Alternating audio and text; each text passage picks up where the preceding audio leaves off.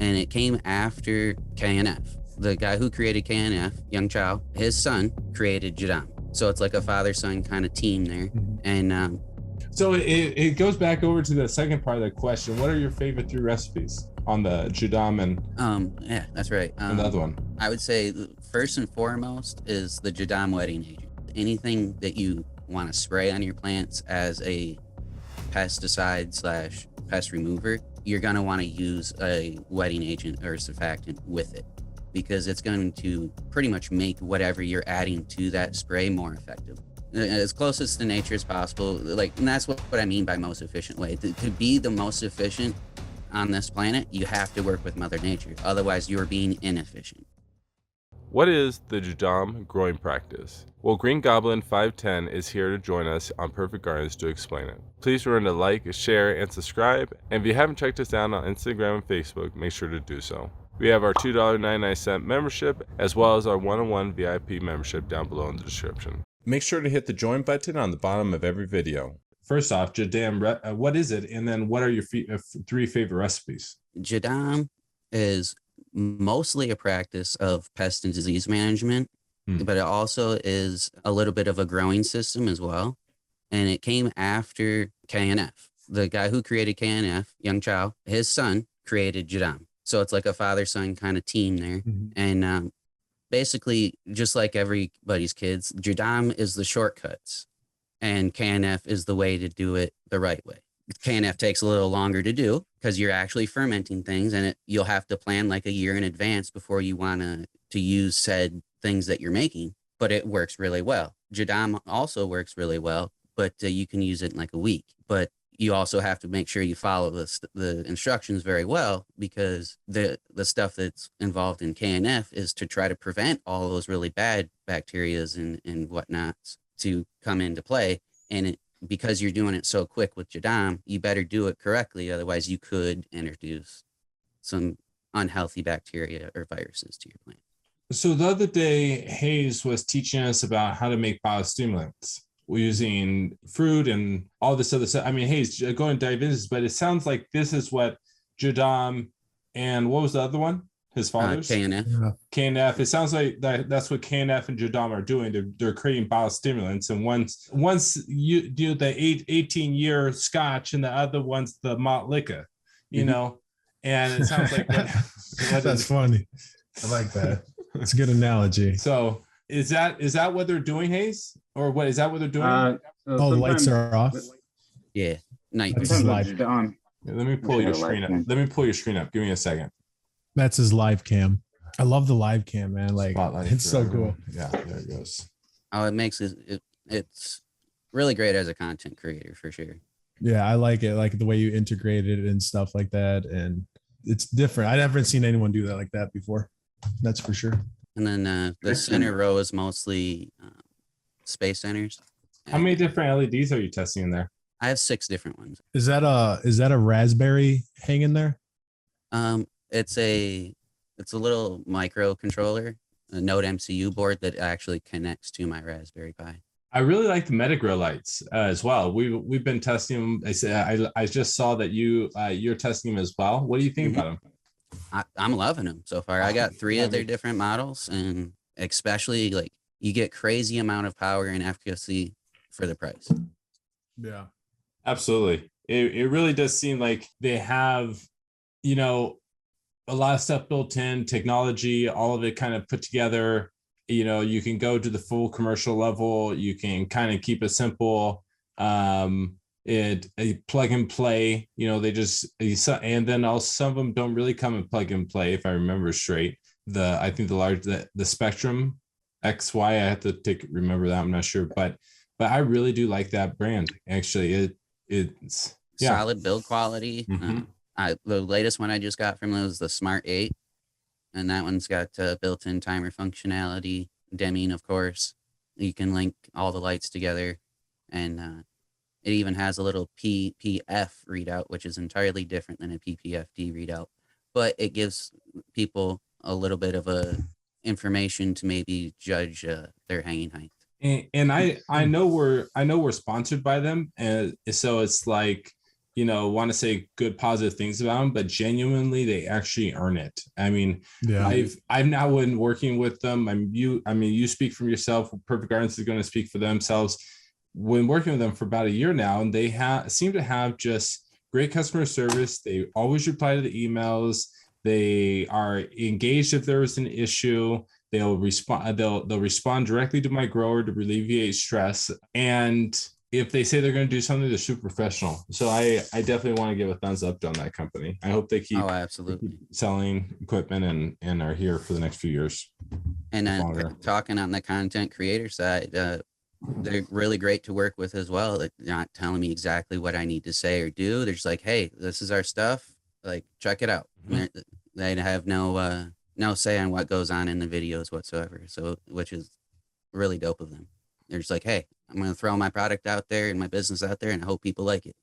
It's important. We want honest reviews. We look up to people like you and other content, creators to engage in our purchases. And a lot of these are big investments for a lot of people, mm-hmm. And whatever stage you're in, whether the beginning light and now you're finally ready to go to that bigger light, and relying on feedback, quality feedback, honest feedback is extremely important, because this industry is just going to keep growing and growing and growing. There's going to be more and more stuff, products slipped underneath the rug with, they're like, meh. Just recently too, I'm really, we're getting into the whole marketing and finding companies we like. And so on Perfect Gardens, I don't really mind not having 3,000 products. It's like, it would be really nice to just have this, A team, B team list of materials, even if some of them overlap, but they're on there because they're quality products. They're at least somewhat trying to be ethical. They're, they're not perfect people, but they're figuring it out. They're like, and, it's like, yeah, like versus the other ones that are just not ethical at all, don't even try whatsoever. It's like, and we make these materials and these products work, and get every grow to the end of the grow and make it successful and high quality, even though we don't have all these other products. It's fine. It's fine. We'll just use this. It's okay. You want a NASCAR jacket with all the patches? That's a good idea. I like that. It's not a bad idea. Be like Garth from Wayne's World, where he's all decked out in Reebok. And that's who's paying the most for the big patch, though. So it goes back over to the second part of the question. What are your favorite 3 recipes on the JaDAM and yeah, that's right. Another one. I would say first and foremost is the JaDAM wedding agent. The JaDAM wedding agent, by far, if nobody makes anything else or takes anything else away from JaDAM, please take away the JaDAM wedding agent, because it is a 100% natural liquid soap, pretty much, that biodegrades down in 4 days or less and doesn't have synthetic detergents in. And what that means is that it will actually break down on your plant and break down in the water system and not build up and create the foamy shores of different beaches. Because using a lot of different synthetic detergents, that doesn't go away for quite some time. And that's why we see a lot of different, like I said, foamy beach fronts. It truly is foam. It's not biology from the ocean. Right. It's literally just soap. So using this natural wetting surfactant is up and foremost probably the most thing you want to do, because anything that you want to spray on your plants as a pesticide / pest remover, you're going to want to use a wetting agent or surfactant with it, because it's going to pretty much make whatever you're adding to that spray more effective, whether that's sulfur, a wettable sulfur, or a JaDAM sulfur, which is another JaDAM recipe, or whether that's essential oils or a neem oil, or whatever you're adding to that spray, a wetting agent and a surfactant is going to make that work 100 times more. It helps it evenly coat whatever you're spraying. It helps evenly coat the leaves, the top and bottom. Instead of seeing the water run off really quickly, you'll see that it literally coats it and makes it shiny, like you're washing a car almost. Yeah. So it also helps, like you were saying, it can help chelate other products to be effective on the leaf for a longer period of time as well. kind of. Correct. Yeah. Yeah. And the act of the surfactant / soap sticks on the leaf longer, therefore keeping the active ingredient on the leaf longer and Right. hopefully taking care of your problem.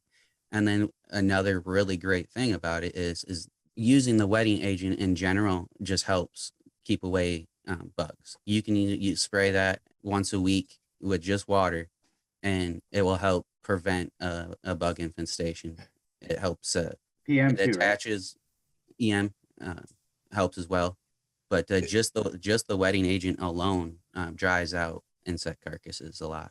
Is this something they can make themselves? Like they make Absolutely. like stuff, household recipes they can do themselves. Okay, Absolutely. This is a at-home thing for sure. The only thing that I would say is be a little cautious. You are using lye, which can irritate skin, so you're going to want to wear some chemical-safe gloves. But other than that, definitely at home. You can make it at home. It's interesting. Obviously, there's like this ideal world, and there's recently a product I've really kind of fallen in love with on OrganiShield. Have you ever heard of it? That's a new one to me. Is it okay if I actually get you a care package? And I wanted to let you know it's 100% okay with me if you say no. It sounds like you have a very high ethical filter, and it'd be nice to run a couple products through you and tell me if do they meet your level of standard. And one of them would be OrganiShield, and another one would be Drops Balance. Because and it's interesting. I'd like to hear your thought process around rocks that are dissolved in acid, basically. Like, where does your methodology around, and this could be another conversation down the road, but where does your methodology around extraction or your methodology around formulation of natural materials into more water soluble materials, where does it stop and start? Where it's like, no, I prefer to go rock, or I'm okay using a liquid because it followed this ideology or thought process. Like around. you're talking like dry kelp versus extracted kelp, liquid form, like that type of stuff, rock forms. Me and you've had this conversation. It's like I have an issue around the process techniques mainly. I don't like how they're doing certain things. So once I discover it, even if they have a dry amendment, if they're extracting it with a really extreme acid or like you say, young children or something, I'm like, even if they have a great brand and they market it properly, I'm like, I veer away. And so that's kind of why I'm asking you, where does that start and stop? Basically, yeah, if they're using excess amounts of concentrated like phosphoric acids and they're pumping that into a mountain to extract the minerals from that, I'm totally against that. We don't need to be doing that. That's not necessary. You're doing that to be able to make the most amount of profit. It's the easiest way to get the mineral. So that's what you're going to do. I get it. It's a business move, but no, I don't like when they do that. If they are, say, making small batch chelated nutrients and they're using some phosphoric acid to chelate it, I'm not totally against that. It is organic chemistry. That's Drops of Balance. It's black mica dissolved in sulfuric acid.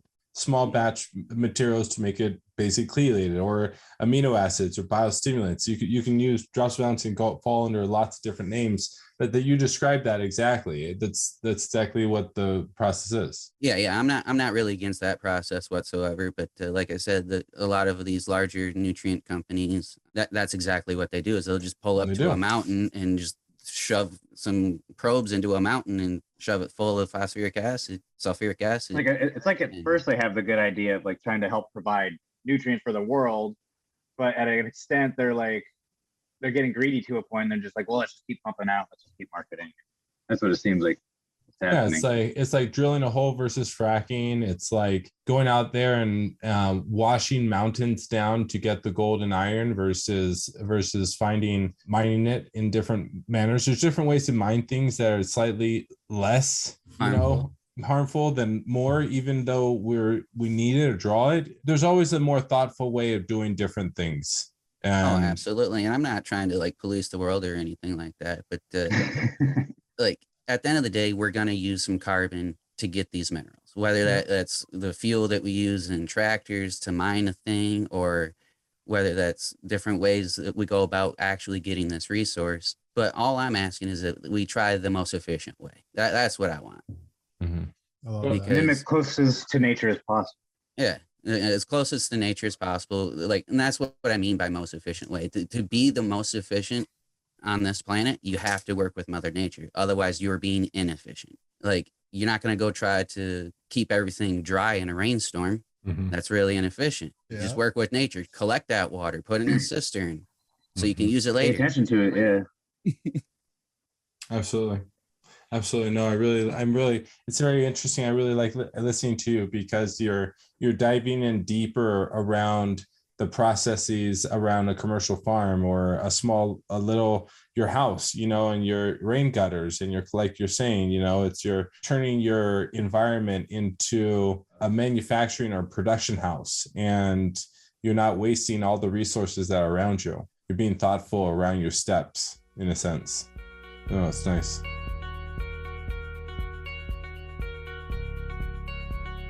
So the Excel spreadsheet we're going to be going over actually has close to 10,000 separate data points, as you can see right here, going worldwide of anything and everything you can run into, from cities and states, everything across the board.